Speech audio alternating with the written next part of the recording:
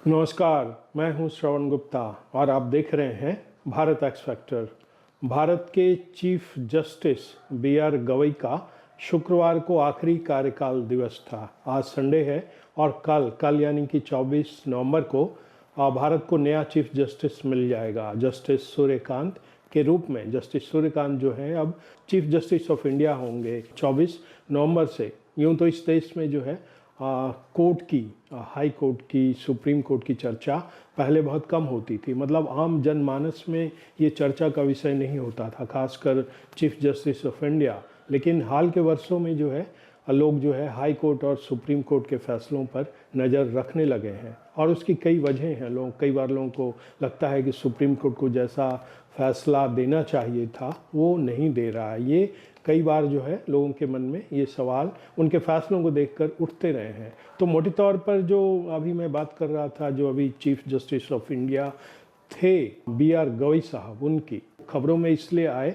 क्योंकि अभी कुछ दिनों पहले उन्होंने एक विवादित टिप्पणी की थी। खजुराहो में जो मंदिर है वहाँ एक विष्णु की प्रतिमा है, भगवान विष्णु की, जिसका सिर जो है नहीं है और धड़ है, मतलब बिना सिर का की वो प्रतिमा है। तो एक भक्त जो है उनके पास गया था याचिका लेकर कि आप कुछ ऐसा करें एएसआई से कहकर कि वो उनका सिर जो है उस प्रतिमा में लग जाए तो मूर्ति जो है ठीक लगेगी। तो फैसला तो उन्होंने बाद में दिया, पहले उन्होंने टिप्पणी कर दी कि भाई जाकर तुम अपने भगवान से ही कहो कि वो अपना सिर जो है ठीक कर लें, तुम तो बहुत बड़े भक्त हो, भक्त दिखते हो, कुछ ऐसा करो चमत्कार कि वो खुद ही जो है सिर लग जाए। और बाद में उसकी याचिका जो है उन्होंने खारिज कर दी। इसके बाद जो है फिर बड़ा बवेला मचा इस पर। फिर एक जो वकील हैं, उनका नाम मुझे याद अभी नहीं आ रहा है, उन्होंने जो है उन पर जूता फेंकने की कोशिश की। तो इसके बाद जो है सीजेआई बी आर गवई जो है बड़ी चर्चा में रहे।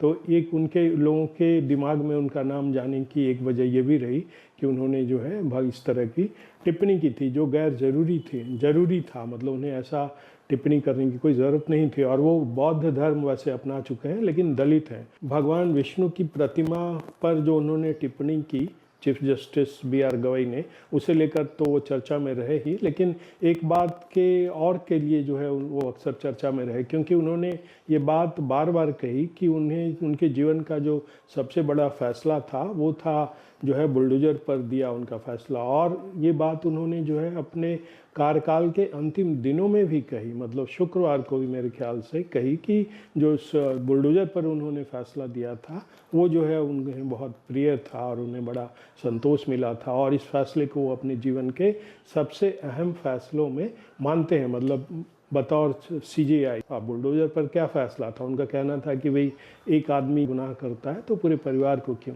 लेकिन सभी जानते हैं कि जो बुलडोजर जिनके घरों पर चलते हैं वो ज़्यादातर बड़े लोग होते हैं, मतलब माफिया होते हैं, बड़े क्रिमिनल होते हैं। उसमें शायद ही कोई अपवाद के तौर पर ऐसा रहा हो कि घर टूटा हो और उसमें जो है परिवार को, लोगों को नुकसान हुआ हो। और ये जो बुलडोजर अब चलते हैं वो बाकायदा सारे नियम कानून के तहत चलते हैं। लेकिन इसके बाद भी जो है वो इस तरह के बयान देते रहे। हाल के दिनों तक विदेशों तक में जाकर उन्होंने बुलडोजर वाली ये बात कही। तो अब पता नहीं उनके मन में क्या मानसिकता रही होगी। जैसे टिप्पणी की भगवान विष्णु को लेकर, तो लोगों के मन में ये भी आया अगर सनातन के खिलाफ आपके मन में न चल रहा हो तो आप ऐसी टिप्पणी कर ही नहीं सकते कि जाकर अपने भगवान से कहो कि भाई खुद ही वो इसका ठीक कर लें, अपने सिर का इंतज़ाम कर लें या खुद ही जो है लगवा लें।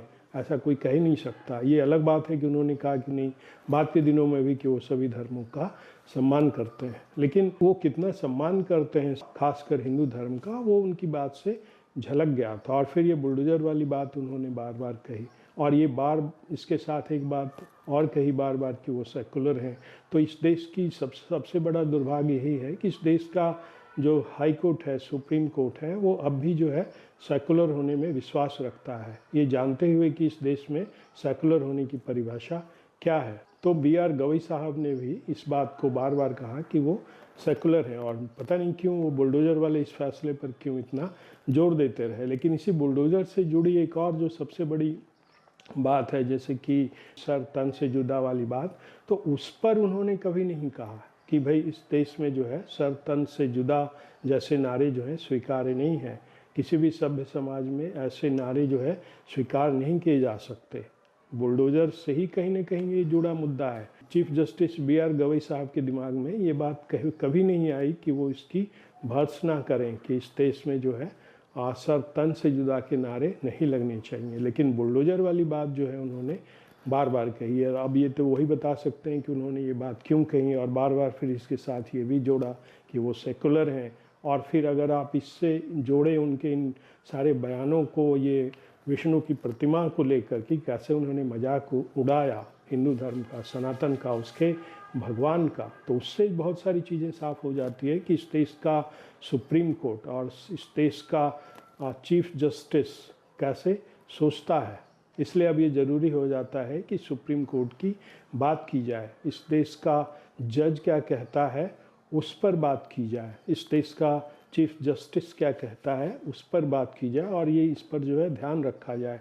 अभी जस्टिस देखिए, ये सूर्यकांत चीफ जस्टिस होने वाले हैं 24 नवंबर से। इनका भी एक जो है बैकग्राउंड है। इन्होंने जो है नुपुर शर्मा पर जो है टिप्पणी की थी, उसके बाद से नुपुर शर्मा अब तक जो है अज्ञातवास काट रही हैं। ये अभी जो फरीदाबाद में हुआ, कश्मीर से कैसे आतंकवादी एक एक कर निकल रहे हैं और उनका ये पूरा षड्यंत्र जो है धीरे धीरे एक एक कर खुल रहा है, तो उसमें भी अगर आप कश्मीर से आप जोड़ें तो देखिए ये वही सुप्रीम कोर्ट है जिसने जो है जिद करके सरकार से वहाँ चुनाव करवाए, कहा कि वहाँ चुनाव करिए आप, जबकि सुप्रीम कोर्ट का इससे कोई लेना देना ही नहीं था। ये प्योर जो है एडमिनिस्ट्रेटिव मामला था। और इससे भी पीछे जाएं, जब अगस्त 5 को 2019 को सरकार ने जो है, केंद्र सरकार ने ये उठाया 370 और धारा 35A, उसके बाद फिर जो है जब विपक्षी गए सुप्रीम कोर्ट इसकी समीक्षा के लिए जो है, तब भी सुप्रीम कोर्ट को ये नहीं स्वीकार करनी चाहिए थी याचिका, क्योंकि सब कुछ पार्लियामेंट से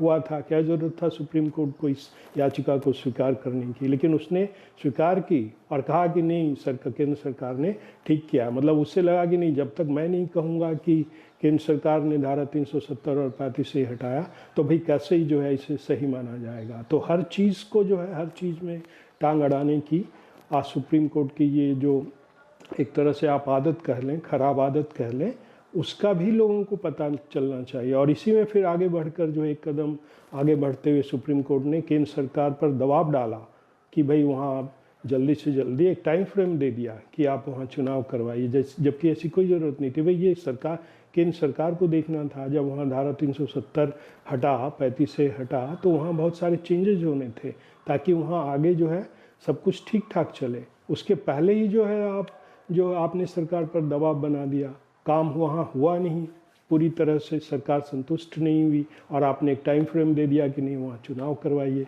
जम्मू कश्मीर में।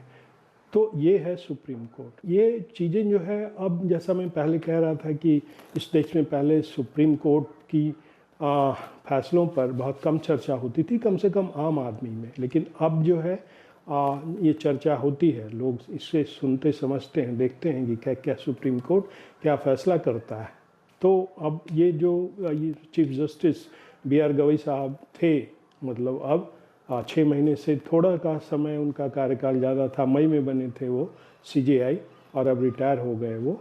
तो उनके बारे में ये बात बतानी ज़रूरी था कि जब भी आप chief justice of India B R Gavai के बारे में सोचें तो आप उन्हें याद करें कि कैसे उन्होंने जो है हिंदू सनातन धर्म का मजाक उड़ाया था, और बुलडोज़र वाली बात को बार बार कहा था कि ये उनके जीवन का सबसे बड़ा फैसला था। और इसके साथ ये भी कि वो सेकुलर होना चाहते हैं, मतलब कि सेकुलर होने पे जोर दिया था, ये जानते हुए कि इस देश में सेकुलर की परिभाषा जो है वो क्या है।